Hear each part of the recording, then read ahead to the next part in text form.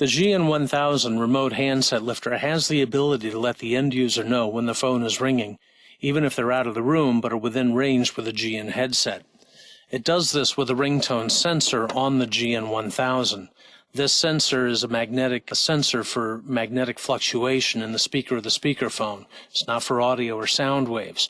But because of this, the ringtone sensor needs to be positioned over the middle of the speaker or the speakerphone.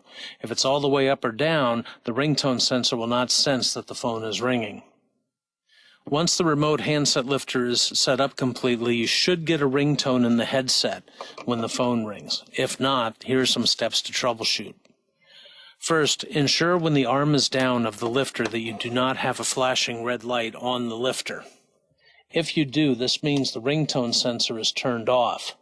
It's for when you have somebody on speakerphone and you don't want to constantly have a ringtone in the headset while they're talking. If it's on, use the soft synthetic button on the bottom front of the lifter. This turns on and off the red flashing light and the ringtone sensor. You want the light turned off to have the sensor on. Next, make sure that the ringtone sensor is in the middle of the speakerphone. If it's all the way up or all the way down, it might not be positioned correctly. Make sure it's in the middle of the speakerphone on the phone.